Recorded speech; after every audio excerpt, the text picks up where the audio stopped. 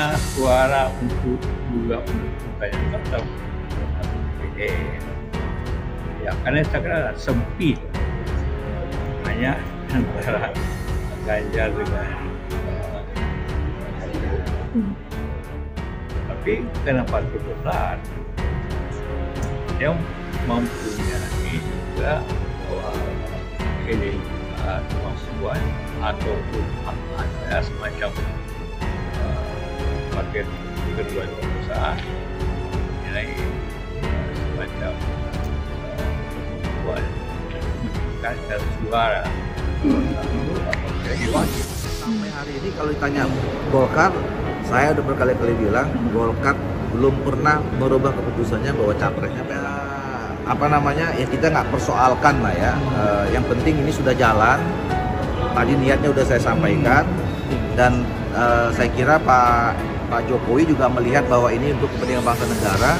Kita bersyukur beliau hadir, bahkan kemudian menyampaikan pernyataan cocok gitu. Tokoh senior Golkar Yusuf Kala merespon mayoritas pengurus DPD Partai Golkar tingkat 1 yang mengusulkan merapat ke Ketua Umum Partai Gerindra Prabowo Subianto. Yusuf Kala menilai kandidat calon presiden untuk pemilu 2024 sangatlah sempit. Golkar, kalau yang punya suara untuk juga menentukan itu termasuk DPD, karena saya kira sempit, hanya antara Pak Ganjar dengan Pak Prabowo, kata Yusuf Kala usai menghadiri acara seminar anak muda untuk politik di Aula Abdul Muiz Gedung DPR RI Senin 31 Juli 2023. Meski demikian, Yusuf Kala menyebutkan Golkar masuk ke dalam partai terbesar di Indonesia sehingga dukungan yang diberikan akan mendompleng suara capres yang diusung nanti. Ia berbicara terkait posisi wakil calon presiden dari partai Golkar sendiri. Tapi karena partai besar, dia mempunyai juga kemampuan ataupun hak semacam partai kedua terbesar mempunyai semacam kemampuan untuk meningkatkan suara nomor 1 apabila jadi wakil seperti itu, kata Yusuf Kala.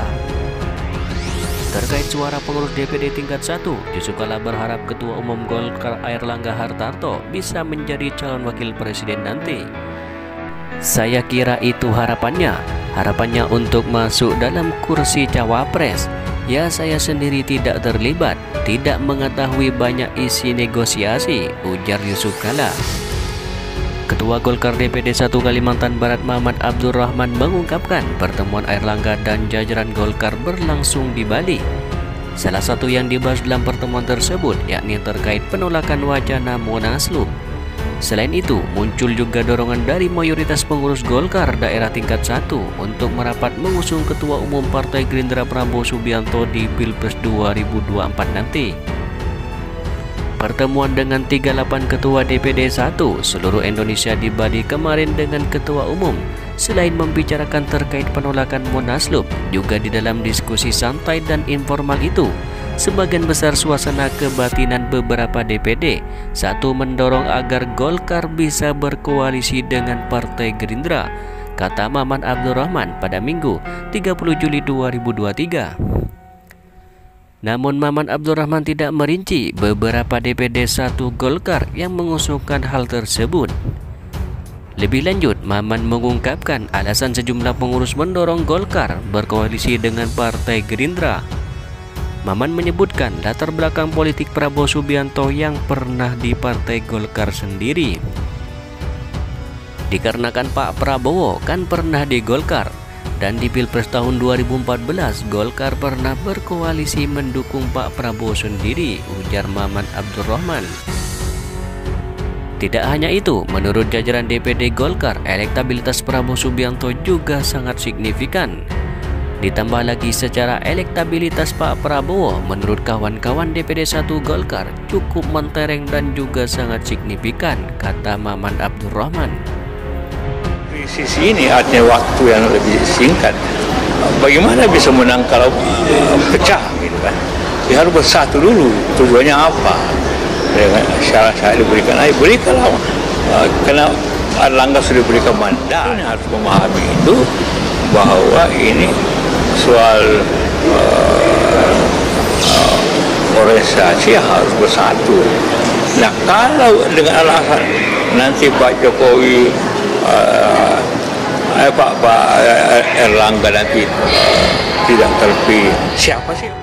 Sebelumnya diketahui, mantan Ketua Umum Partai Golkar periode 2004-2009 Yusuf Kala menyebutkan butuh modal hingga ratusan miliar untuk menduduki posisi Ketua Umum Partai Golkar.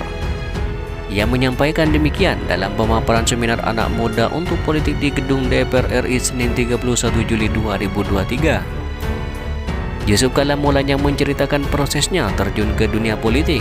Saat terjun di dunia politik, ia meninggalkan dunia usaha dan menjabat sebagai Menteri Perindustrian dan Perdagangan era Gus Dur. Saya tinggalkan pengusaha, apa boleh buat? Kalau jadi menteri tidak boleh jadi pengusaha. Pengusaha saya kasih ke adik saya, diteruskan ke anak saya, ujar Yusuf Kala. Yusuf Kala berpendapat karir seseorang tak terkecuali dirinya itu berjenjang. Lantas ia pun mengungkit jabatan-jabatan yang pernah ia emban mulai dari organisasi, perusahaan hingga politik. Selanjutnya, Yusuf Kala pun menyinggung posisi Ketua Umum Partai Golkar yang biasanya diisi oleh pimpinan negara. Yusuf Kala sendiri pernah menjadi ketum partai beringin itu. Kala itu, ia menjadi ketum usai terpilih jadi wakil presiden mendampingi Susilo Bambang Yudhoyono. Dengan posisi sebagai wakil presiden, Yusuf Kala mengaku biaya yang digelontorkan menjadi ketua umum Golkar saat itulah kecil. JK menyatakan kondisi itu sangatlah berbeda dengan hari ini. Ia menyebutkan biaya yang dibutuhkan jika ingin menduduki kursi Ketua Umum Partai Golkar hari ini sangatlah tinggi. Karena Golkar itu suka ketuanya itu pimpinan negara. Saya tertinggi waktu itu ongkos hampir kecil sekali. Kalau sekarang Anda mau jadi ketua Golkar, jangan harap kalau Anda tidak punya modal 500 hingga 600 miliar, ujar Yusuf Kala.